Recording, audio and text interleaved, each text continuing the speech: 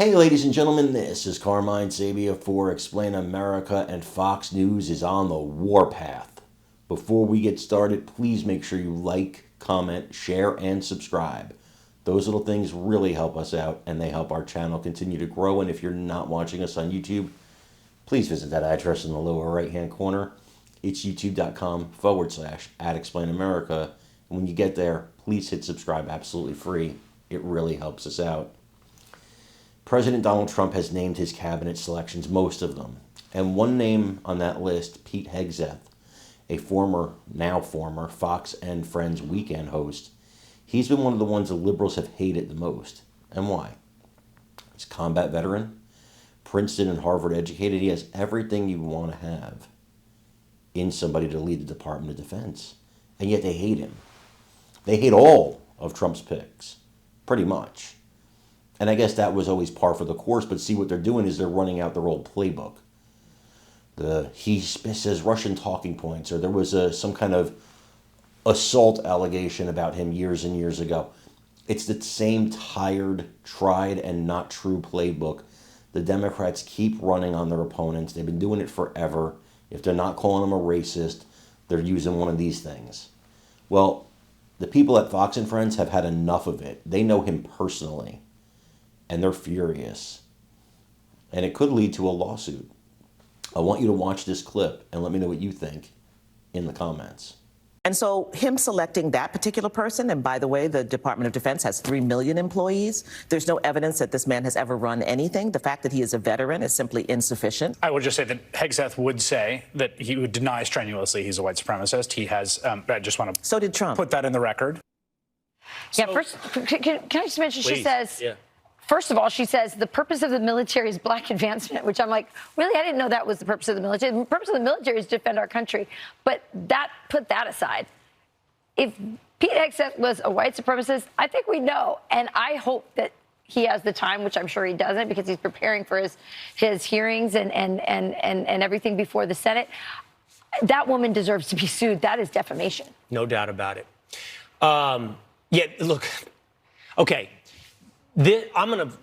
My thing is, I got to be honest with you. I am not objective, okay? I am biased. This is one of the people who I feel like I know best in my life, who I will vouch for their character. That being said, we do know him best, as some people in this world. She's never met him.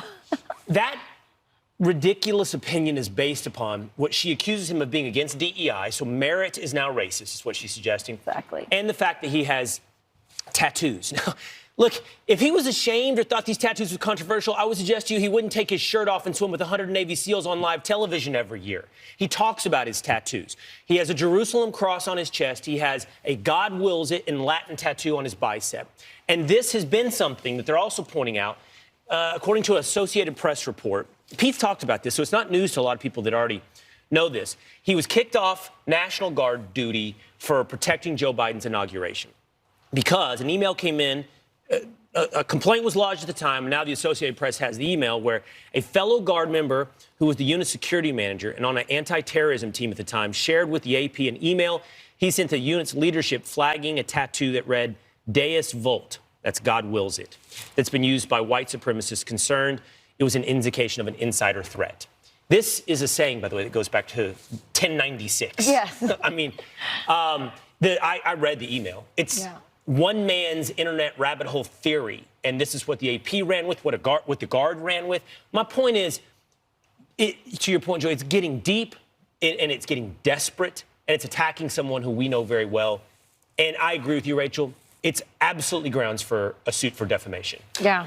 Listen, to dial the page back, this is a cabinet that's going to be chock full of veterans, not just veterans, but Iraq and Afghanistan war veterans. You got Mike Walls, you got Doug Collins, you have Pete Hegseth, Tulsi Gabbard. Of those 4 I just named, and I'm sure there's more, I'm just not seeing them all in my head right now, 2 of them are being attacked the worst, literally being called a traitor and a white supremacist. And, you know, there was a time where you couldn't even be president if you didn't have military service in your background. That's how much this country revered it. And now the Democrat Party would have you believe that serving in the military is some sort of indicator that you are, alt-right, far-right, that you hate the country because you hate the idea of DEI, which attacks the meritocracy of the military. The one thing I do know about Pete Hegseth is if he's confirmed as Secretary of Defense, he will not seek retribution. with his National No. Guard unit or with To your that point, the person. two- He'll treat everyone the exact same and give them all an opportunity to be the best fighting force our country's ever seen. The two you're pointing out they're being attacked the most vigorously are two that represent a real threat to one of the biggest lobbies and biggest bureaucracies in That's right. Washington, D.C. DNI, SecDef.